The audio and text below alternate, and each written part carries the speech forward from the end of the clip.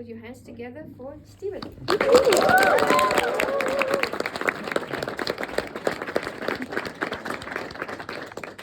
got to be your big living blue book today.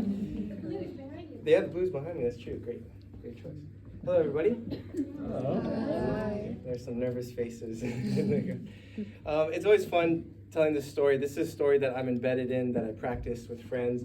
But it's always interesting coming up and telling the Christ story because, well, it's never fun listening to a story that's imposed on you. So sometimes this particular story can come with a lot of history in people's lives. And if that was the case, if you were forced to listen to it in a whatever manner that was, I'm sorry. And that's not like some magic words to like erase it, but just to say that's not how a good story is meant to be told.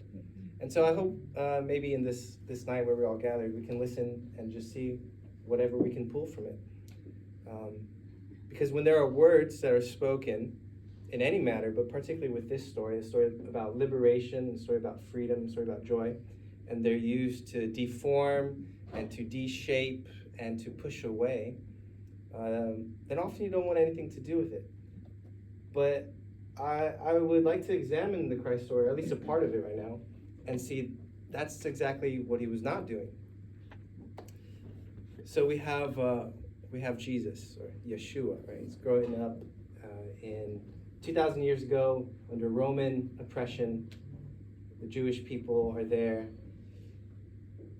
And he's going around, and I'm going to be paraphrasing a lot, but he's going around, he's kind of saying this message, saying, hey, look, I know you've set up a lot of religious order, and you've said you have to pay here, and you have to go here, and you have to enter this sacred area, but actually God in his ways, they're out here with all the rejects, with all the people that are unlikely, and they don't fit into your system.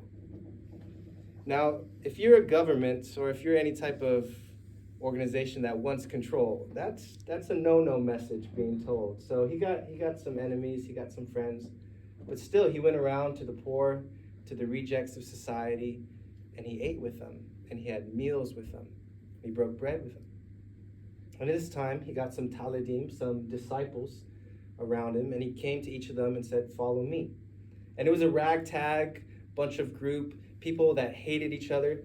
Like picture the most opposite political parties that you can have, the most ideological opposite ends, and put them together in one room for 3 years.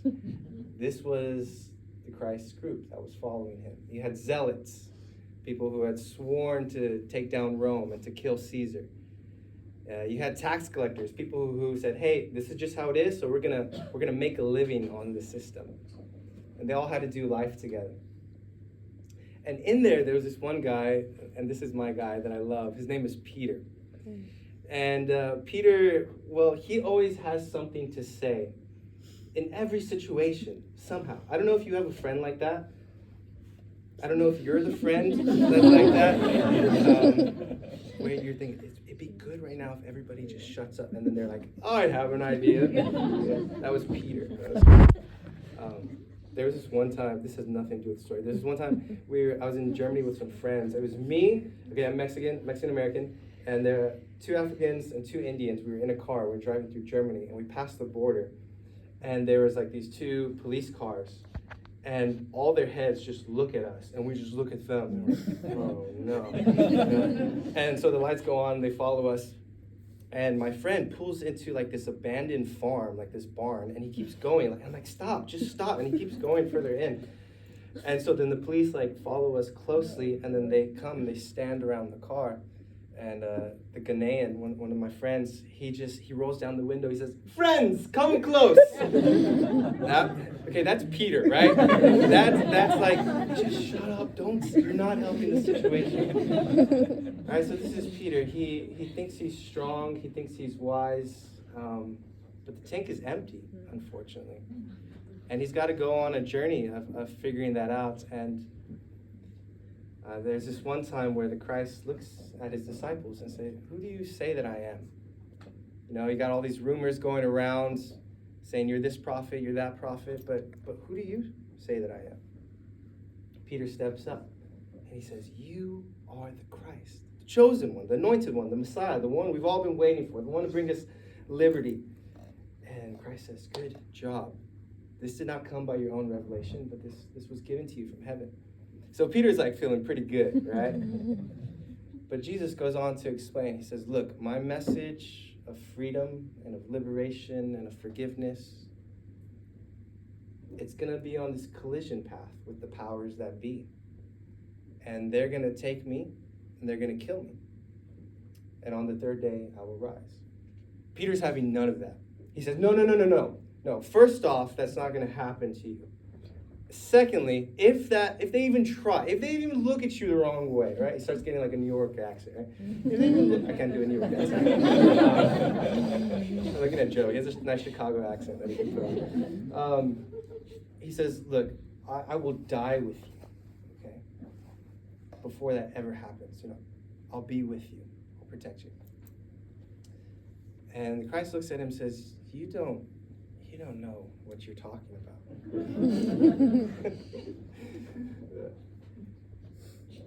But still, they stay together, having meals with the people that the religious people say you shouldn't eat with, having times of healing and forgiveness with people that they should have never entered the houses, touching people who were outcasts, who were sick. And this disrupted the system.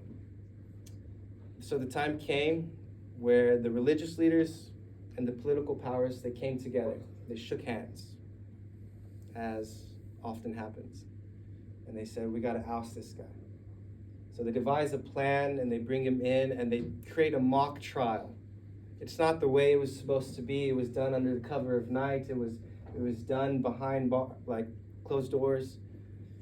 But Peter, right, he remembers his promise, so he trails closely behind. And while a mock trial is going on, Peter is there in the middle of the night. It's one of those long winter nights, perhaps, where it's really dark. He's there around a fire, and he's warming his hands. Someone looks at him. He says, hey, I've seen you. You've been going around town with that guy, haven't you? Peter's like, I have no idea what you're talking about. No idea. And he moves, finds another place. And there's a young servant girl. And she says, hey, no, I have seen you. You've been following that guy. And he says, no, I don't know what you're talking about. The third time, someone finds him and says, no, you are one of his disciples. He says, I do not know this man at all. As at that time, the rooster crows. And Peter realizes that in the night, when Christ needed him most, when he needed to show who he was the most, that he couldn't. There was no power there. There was nothing to lean on, really. And he weeps bitterly, and he cries. And he's become this version of himself that he swore to God that he would not become. And in that place, right, there's anguish. How did I get here, and what is the way back? As the story goes, Christ is crucified. He's on a cross. And I think it's interesting, if you have like a cross, like jewelry or like a tattoo, like I love it, but you just have to understand it was a Roman mass torture device, right? It's like putting a gas chamber on you. The Romans had perfected torture. It was a horrible. He was naked. He was left to die a slow death on his own, and Peter was not there, and that wounds him deeply. Christ dies, he's taken into a tomb. And as the story goes, it was the women who were the faithful ones. The women who went to his tomb and waited to do the proper burial rituals on the third day. But they go and they find an angel saying, Christ is not here. He is risen. And I love the fact that it's the women from his group, and not the 12 disciples, the men, the guys who said, okay, we got this. It was the women who were there, who were faithful. And they had this devotion. So they're the ones that went and they found Peter and they told him. You think Peter would rejoice, but instead, actually what happens is there's a lot of shame that comes. Well, look, whoever you might be and whatever you're going to do in this world, I don't know, but I didn't stand by you when you needed you. So Peter returns to fishing.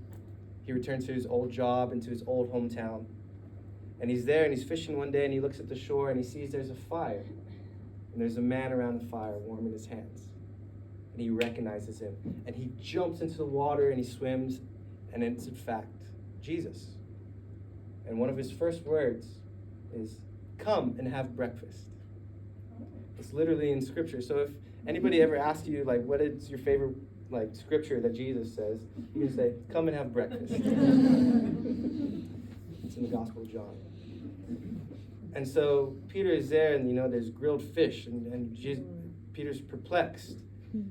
Jesus leads him away from the group, which, by the way, probably were really young guys. It's not like these old guys that the Renaissance paintings paint. And he says, "Peter, do you love me? Lord, you know I want to be there for you." Jesus says, "Feed my sheep." "Peter, do you love me?" "Lord, you know that I'm trying." "Peter, feed my sheep." "Peter, do you love me?" "Lord, you know all things." See, Peter couldn't respond with a "I love you." He couldn't even respond with a "Yeah, I like you, bro," kind of thing. There was nothing there. But instead of saying the words of deformation and of getting away, in the moment, in the place of Peter's biggest failure, Christ says, "The calling still stands. Follow me." It's a word of invitation. It's a word of forgiveness. So I don't know what was happening else in the world at that time, but what was happening in Peter was a spring, a regeneration from the soil of damaged character and broken promises and oaths to self and to family and to culture and everything he wanted to be. And there were words of forgiveness that came in. So let's try again. Thank you.